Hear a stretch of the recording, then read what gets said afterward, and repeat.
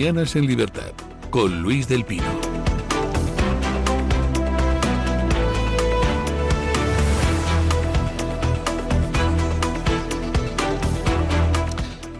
...7:33, 6:33 en las Islas Canarias. Don Izam Garbín, buenos días, ¿qué tal está usted? Buenos días, don Luis, muy bien. ¿Vamos con las noticias de las 7:30? Vamos. Varios medios internacionales han puesto el foco en las vacaciones de Pedro Sánchez mientras España afronta la crisis migratoria en Ceuta y los grandes incendios forestales. Periódicos como The Times, Bild o The Telegraph recogen las críticas al presidente del gobierno por irse de vacaciones a la Mareta. The Times cuestiona el viaje y critica la publicación que hizo Sánchez sobre sus canciones favoritas de verano, en un momento marcado por la llegada masiva de inmigrantes a Ceuta y los incendios. Por su parte, el diario alemán The Bild titula que España se hunde en el caos mientras Sánchez está de vacaciones y señala que el presidente disfruta de su descanso mientras el país afronta varias crisis simultáneas. En la misma línea va The Telegraph, que recoge las críticas por el viaje del presidente a Lanzarote mientras continúa la presión migratoria en Ceuta. El medio británico también señala que la difusión de una lista musical aumentó aún más la polémica. Bueno, pues esa es la imagen que deja España en el exterior en estos momentos.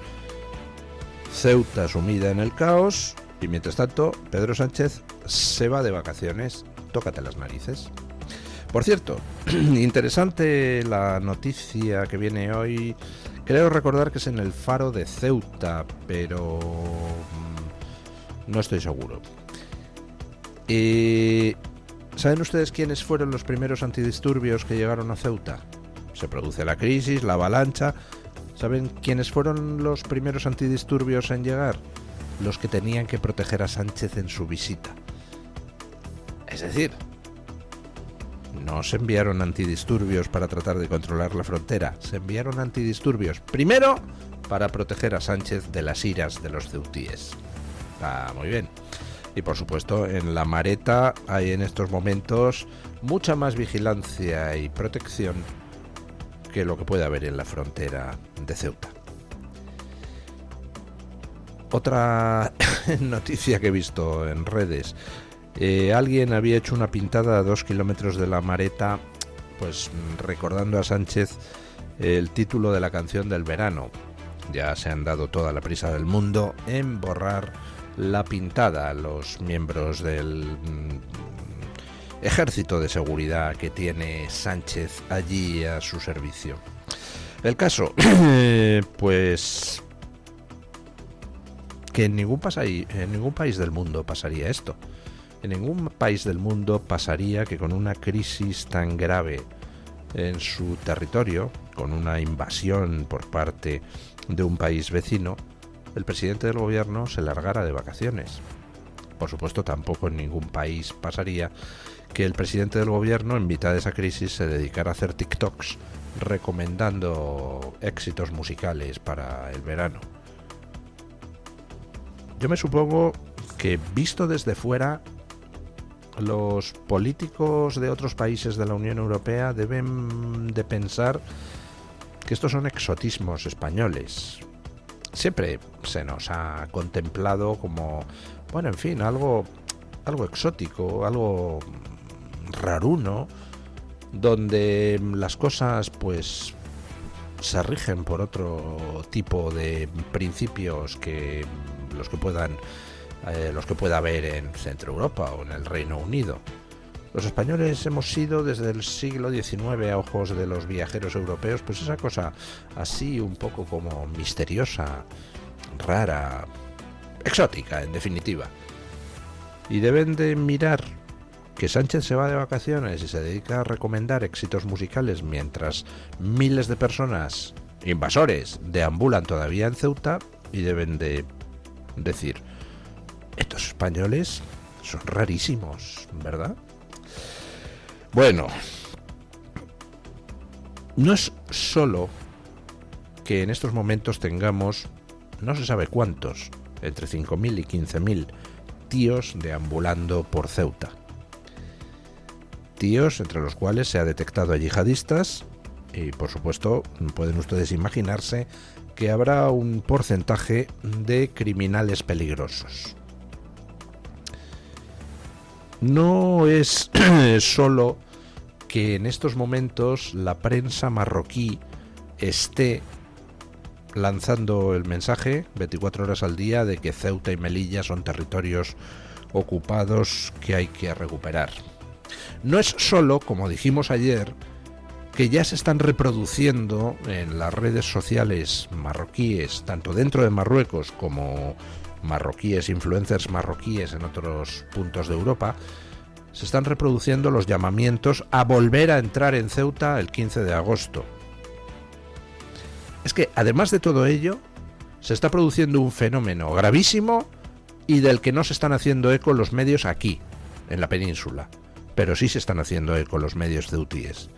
En estos momentos, ciudadanos ceutíes están recibiendo amenazas, incluso amenazas de muerte, en redes sociales marroquíes, donde se difunden sus fotografías y se les avisa de que como pasen a Marruecos les queman el coche o pueden agredirles. Escuchen. Las amenazas contra vecinos de Ceuta en redes sociales han aumentado en los últimos días, según varias publicaciones difundidas desde Marruecos y por marroquíes residentes en otros países europeos. En esos mensajes se identifica a ceutíes con fotografías y datos personales, a quienes acusan de haber agredido inmigrantes durante la reciente entrada masiva en la ciudad. Las amenazas incluyen advertencias de posibles agresiones, incendios de vehículos y ataques si cruzan la frontera hacia Marruecos. Los vídeos difundidos contienen mensajes en los que se anuncian represalias contra ciudadanos de Ceuta y se hace referencia a supuestos malos tratos a menores y otros inmigrantes marroquíes durante la avalancha. Además, algunas grabaciones llaman a actuar contra ceutíes tanto en Marruecos como en ciudades europeas donde reside también población marroquí, mientras se comparten imágenes e identidades de personas concretas. En estos momentos se está amenazando a ciudadanos españoles, ceutíes, desde Marruecos. Que alguien intente en una red social en Marruecos poner un mensaje no ya amenazante, sino insultante contra Mohamed VI. ¿Cuánto tiempo tardaría en ser borrada esa publicación y cuánto tiempo tardaría en ser detenido el autor de ese mensaje insultante hacia Mohamed VI? ¿3 microsegundos? Y sin embargo se está permitiendo por parte de Marruecos que en redes sociales marroquíes, tanto residentes en Marruecos como en otros países europeos, estén vertiendo amenazas contra ciudadanos españoles concretos, contra ceutíes cuyos nombres, fotografías, direcciones se hacen públicos. ¿Va a hacer algo el gobierno español al respecto? ¿Va a hacer algo el ministro Marlaska? ¿Va a exigir a Marruecos actuaciones inmediatas para que corte de raíz las amenazas contra españoles? ¿O va a dejar hacer? Como todos intuimos que ha dejado hacer en esta avalancha, aunque luego se les haya ido de las manos.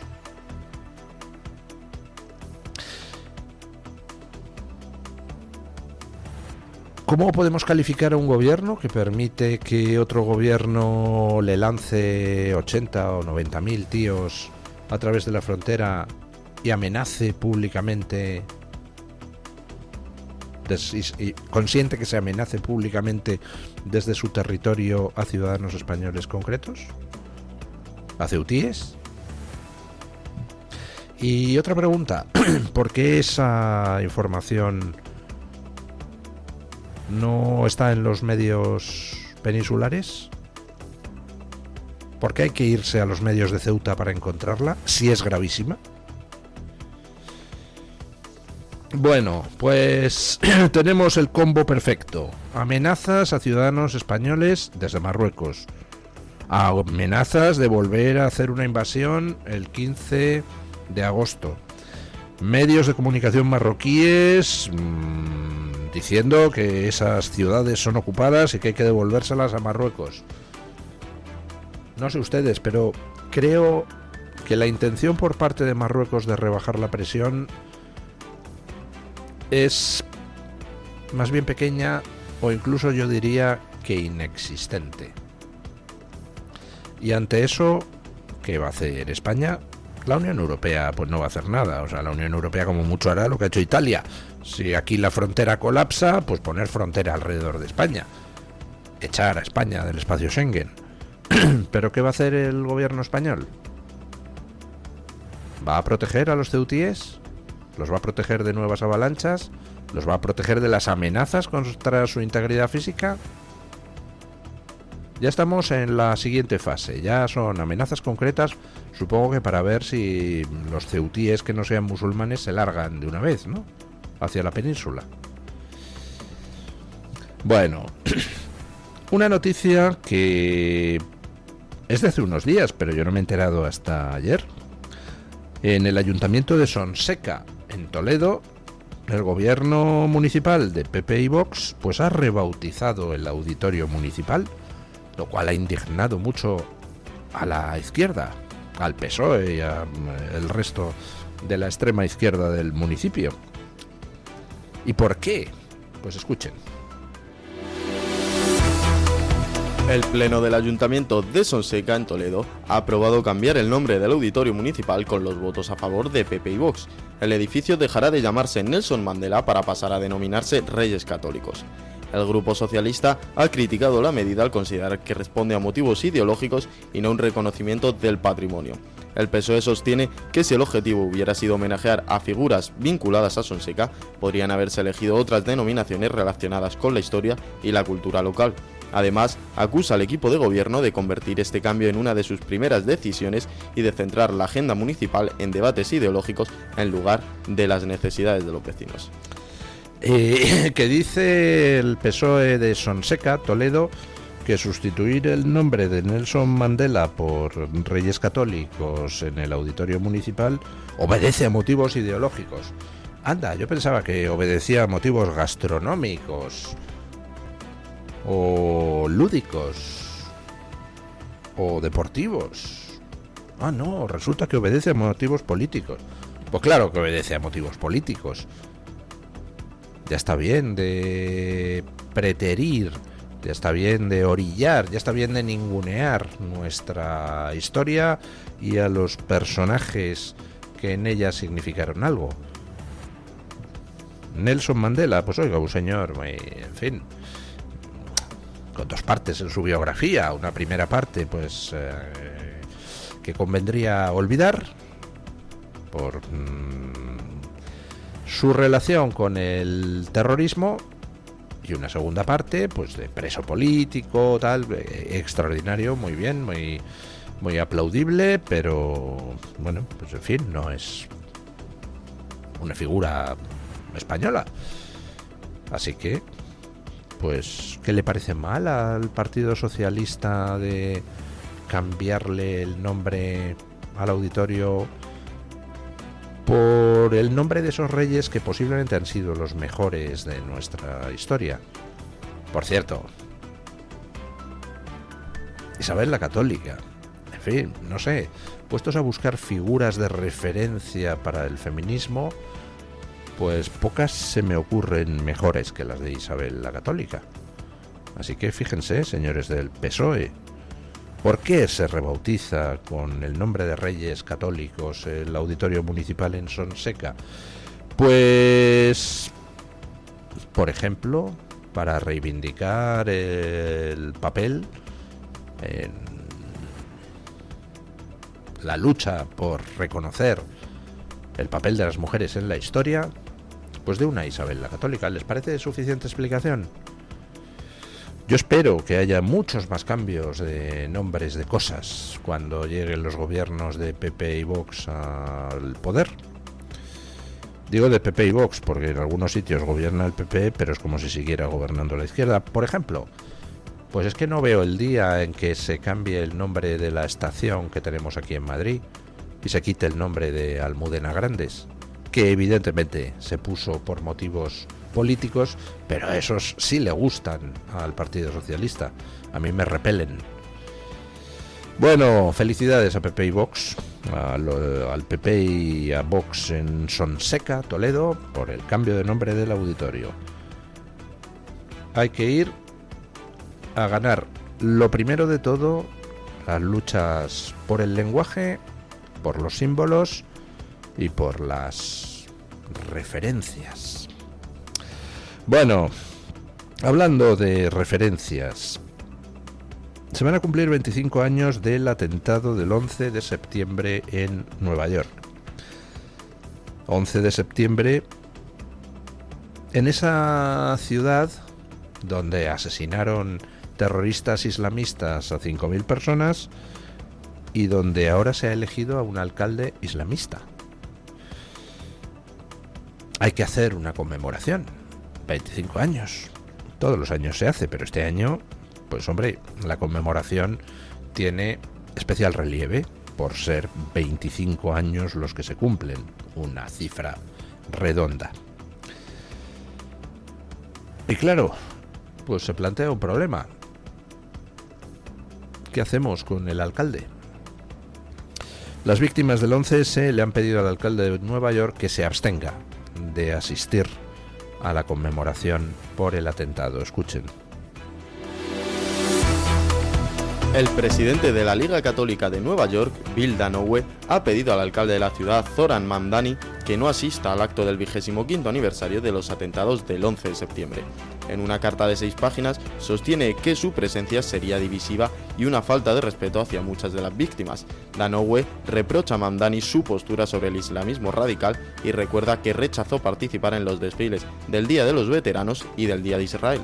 Además, asegura que el alcalde se muestra más preocupado por combatir la islamofobia que por condenar con firmeza los atentados del 11S, por lo que el dirigente de la Liga Católica cree que su negativa a criticar el papel del islamismo radical en los atentados del 11 de septiembre le incapacita para presidir un homenaje dedicado a las víctimas.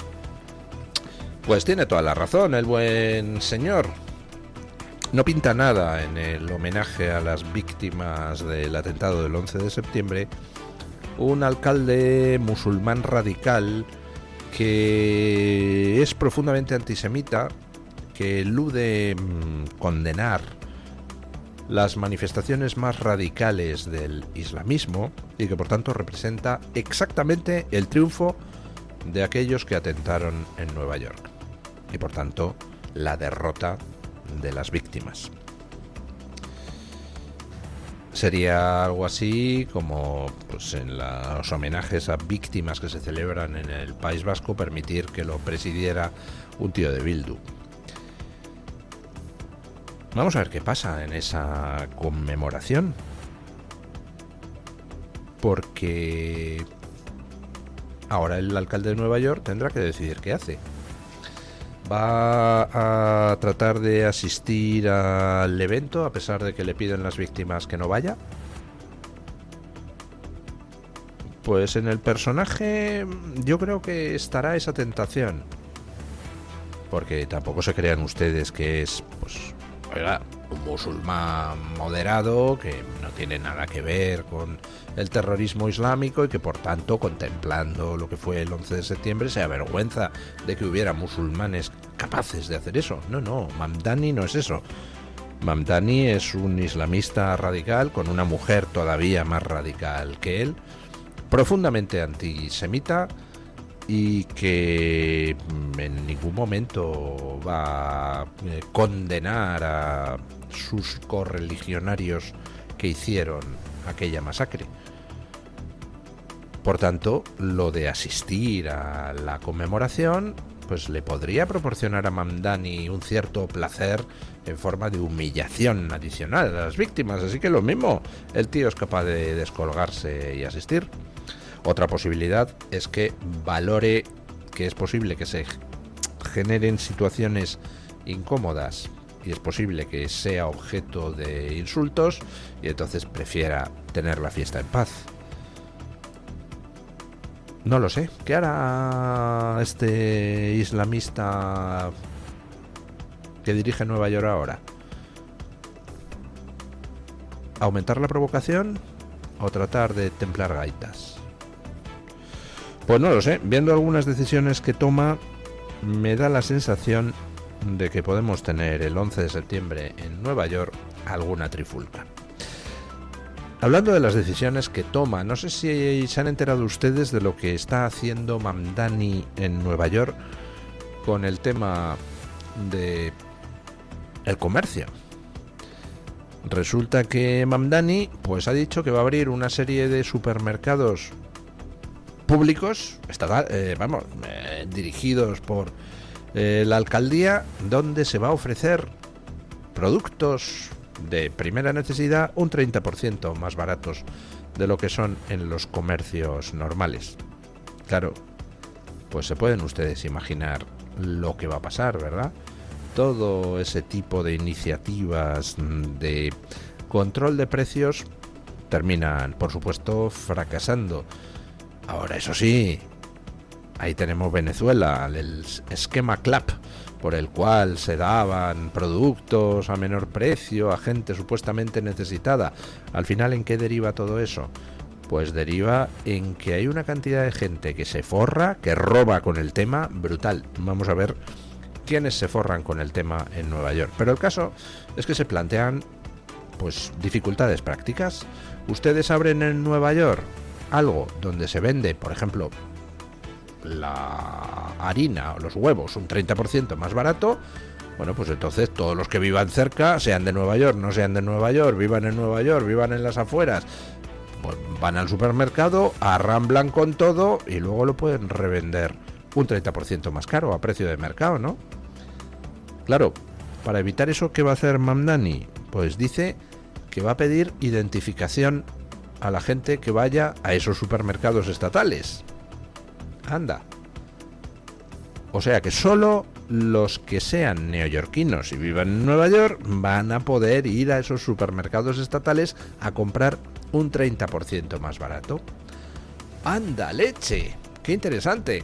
Resulta que para comprar en los supermercados de Mamdani, el alcalde de Nueva York, vas a tener que presentar una identificación, pero luego el mismo partido demócrata al que pertenece Mamdani dice que para votar eso de pedir identificación es completamente racista. Anda, entonces ¿es racista que Mamdani pida identificación para comprar en sus supermercados o eso no es racista? Uy, qué cosas. Qué contradicciones tan curiosas, ¿verdad? En fin. ¿Cómo está el mundo, señores? Vamos con doña Diane Hernández para que nos cuente qué trae hoy Voz Media en portada. Buenos días, doña Diane. ¿Qué tal, amigos de Mañanas en Libertad? Desde Voz.us, este miércoles le ponemos al tanto de algunas noticias de Estados Unidos y el mundo que pueden también consultar en nuestra página web. El Departamento de Justicia anunció la ampliación de su ofensiva contra el fraude a Filadelfia, sobre todo los relacionados a Medicare y Medicaid en servicios de atención domiciliaria. La medida coincide con la presentación de cargos contra 19 personas por esquemas que suman más de 4 millones en reclamaciones fraudulentas. Le contamos también que Florida endureció los requisitos de acceso a la educación pública postsecundaria al prohibir la admisión de estudiantes indocumentados en las 28 instituciones que integran una parte de su sistema de colegios. La Junta Estatal de Educación aprobó el cambio días atrás mediante una modificación de las normas de admisión. A partir de su implementación, únicamente podrán inscribirse quienes acrediten que son ciudadanos de Estados Unidos o que se encuentran legalmente en el país.